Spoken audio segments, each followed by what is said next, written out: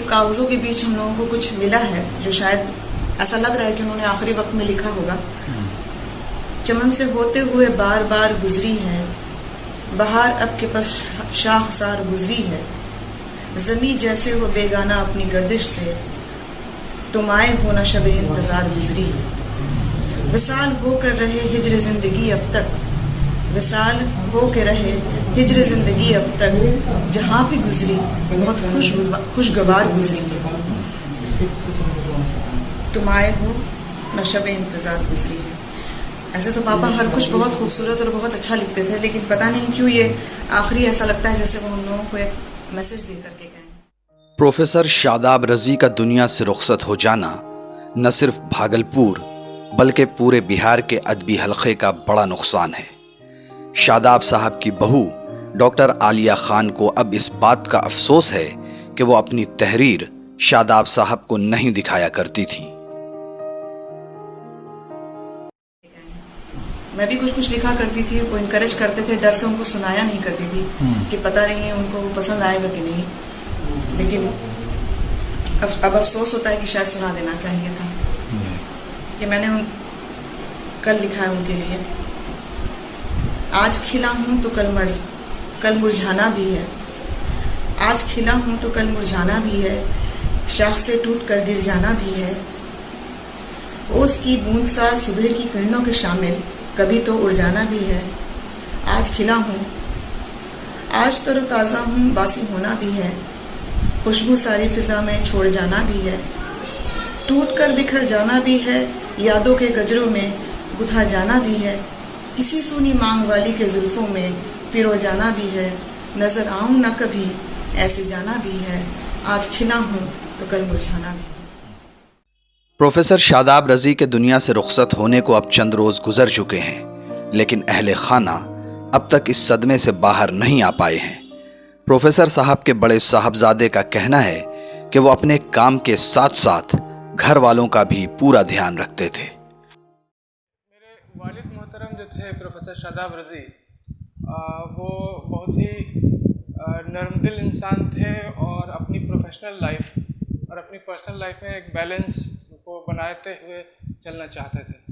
उनका daily routine जो ये है कि जब तक हमने देखा था वो एसोसिएट प्रोफेसर थे तो वो थोड़ा लेट राइज़र थे, क्योंकि लेट नाइट्स तक वो बैठ के पढ़ा करते थे, लिटरेरी डिबेट्स एंड डिस्कशंस किया करते थे।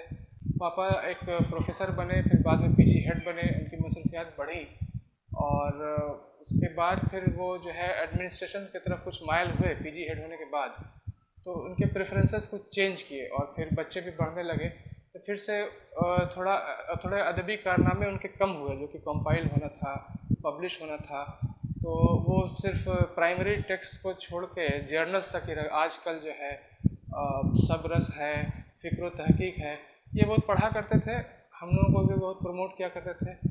और मेरी अहलिया जो है वो डॉक्टर आलिया खान, उसको वो हमेशा इनकरेज किया करते थे कि तुमको कुछ लिखना है, चीज़ों को आगे बढ़ानी है, क्योंकि वो यहाँ भागलपुर में थे, मैं पटना में था।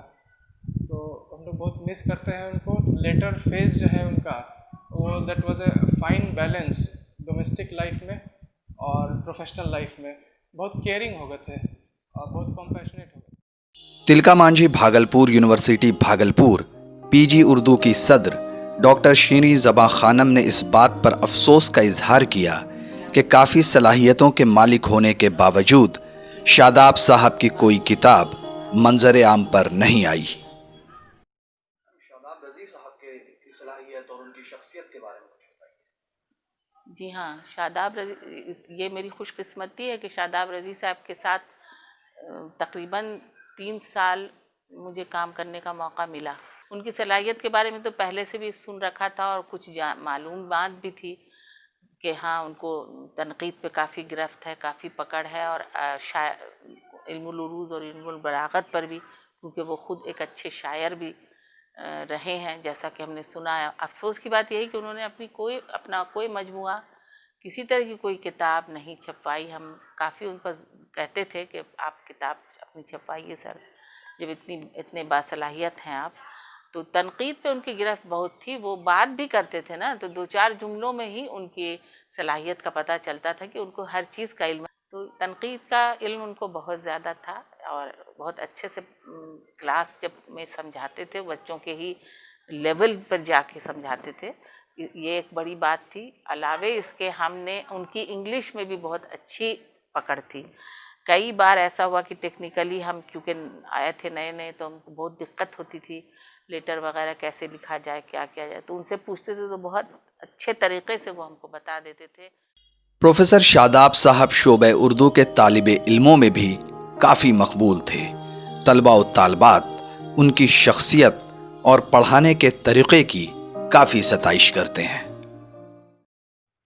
आप ये बताइए कि सर का इखलाक कैसा था पढ़ाने में, आप लोगों को किस तरह से वो बिहेवियर रखते थे? बेहद अच्छा बिहेवियर था उनका पढ़ाने में। मतलब कोई भी चीज़ अगर हम लोग पूछ ले तो उनका अच्छा से डिफिनेशन बताते थे, आदमी पे रख के, कोई सामान पे रख के बताते थे कि समझ में आया, बार बार पूछा करते थे, समझ में आ गया ना, अगर नहीं समझ में आया 10 बार पूछो हमसे। और पढ़ाई तो बहुत ही अच्छा था, समझ में जब तक नहीं आई बच्चा को तब तक छोड़ते नहीं थे। रज़ी साहब से तालीम हासिल की, तजुर्बा कैसा था? बहुत अच्छा उनका तजुर्बा था, समझा ना। वो हम लोगों के बीच नहीं रहे, पर हम लोगों को ऐसा महसूस हो नहीं होता कि वो नहीं रहे, क्योंकि वो बहुत ही अच्छे तालीम हम लोगों को दिए हैं। उनके बारे में जितनी भी तारीफ़ हम लोग करते हैं कम ही है। वो हमारे बीच बहुत ही कम रहे, क्योंकि हम लोग के आने के बाद ही वो रिटायर हो गए, लेकिन इतने दिन में हम लोगों को इतनी अच्छी तालीम दी, इतनी अच्छी पढ़ाई किए हैं हम लोग कि अभी हम लोग उनकी ही वजह से आज सेकेंड सेमेस्टर में हैं, और वो भी फर्स्ट सेमेस्टर में फर्स्ट डिवीज़न से भी पास किए हम लोग उनकी वजह से। शादाब रज़ी सर बहुत अच्छा उनका इखलाक था, हम लोगों से बहुत मतलब प्यार से पेश आते थे। मतलब ऐसा नहीं लगता था कि हम लोग स्टूडेंट हैं उनके सामने, बल्कि उनके तरह दोस्त की तरह एक पेश आते थे। बहुत अच्छे से हम लोग को समझाते थे, पढ़ाते थे। हम लोगों को बहुत अफसोस है कि वो अब हमारे बीच नहीं रहे। आपने रज़ी साहब से पढ़ा है, उनकी टीचिंग के बारे में भी बताइए। जी बहुत अच्छे टीचर थे, हम लोगों को बहुत ज़्यादा मेहनत नहीं करना पड़ता था जब तक वो रहे तो, और उनके जाने से हम लोग को बहुत ज़्यादा दुख होया। बहुत अच्छी तालीम थी उनकी, हम लोग को तो उतना टाइम नहीं मिला, सेकंड सेम के स्टूडेंट हैं, फिर भी जितना भी वक्त मिला ना उन्होंने बहुत अच्छी हम लोग को मतलब तालीम दी है, और उनके जाने से उर्दू शोबे को बहुत बड़ा झटका लगा। न्यूज़ द पैशन के लिए भागलपुर से गुहर आलम की खुसूसी report. Mobile campus, new Shah market Bhagalpur, deals in mobile spare parts, battery, charger and tools. MG Electronics, Shah Market, Bhagalpur. Deals in all types of electronic goods.